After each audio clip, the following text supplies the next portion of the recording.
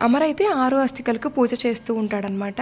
ఇంకా ఆరు గుప్తా గారు కూడా అక్కడికొస్తారనమాట. నాన్న అక్క అక్కడికి వెళ్ళలేదు ఇక్కడికే వచ్చిందనేసి బాగు రామ్మూర్తికి చూపిస్తూ ఉంటదనమాట. ఇంకా ఏంటి ఇక్కడ తంతు జరుగుతుంటే వాళ్ళు అటు చూస్తున్నారనేసి మంగళ అనిద్దనమాట. ఎందుకంటే అక్కడ ఆరు ఆత్మ ఉంది అనేసి మనోహరి అనిద్దనమాట. వామ్మో! ఈ ఆత్మకు తెలిసిపోయిందా ఏంటి నేను అస్థికల పొడిని మార్చానని అని మంగళ మనసులో అనుకుంటూ ఉంటదనమాట.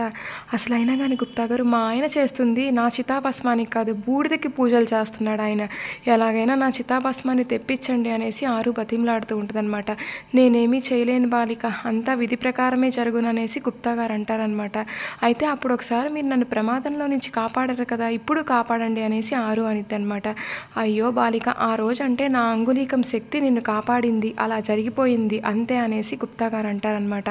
మీరు చేయలేని పని నా చిన్న కూతురు అంజుతో చేపిస్తాననేసి ఆరు మనసులో అనుకొని వెంటనే గుప్తా గారు చేయి పట్టుకునిద్దనమాట. గుప్తా గారు ప్లీజ్ నన్ను కాపాడండి కాపాడండి అనేసి గుప్తా గారు చేయి పట్టుకొని గుప్తా గారు చేతికున్న అంగుళీకంనైతే తీసేసుకునిద్దనమాట. వెంటనే ఆ అంగుళీకంనైతే ఇంకా విసిరేస్తే అంజు చేతికి పడిద్దనమాట. ఆ అంగుళీకం శక్తి వల్ల అంజు నిజాన్ని గ్రహిస్తుందనమాట.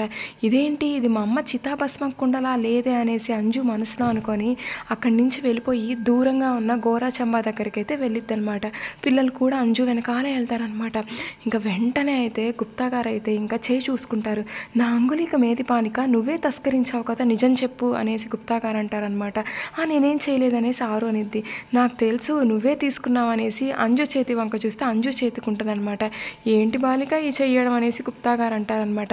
మీరు ఎలాగో చేయలేనన్నారు కదా అందుకే నా కూతురుతో చేపిస్తున్నానులే అనేసి ఇంకా ఆరు అనిద్దనమాట.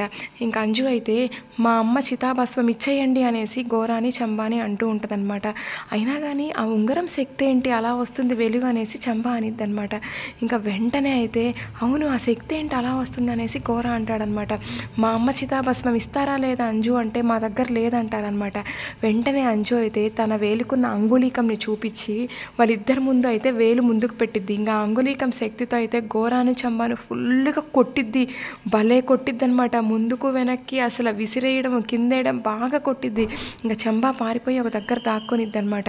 ఇంకా అంజు అయితే గోరానైతే తన వేలితో అయితే పైకి లేపితే గోరా ఆకాశంలోకి వెళ్తాడు.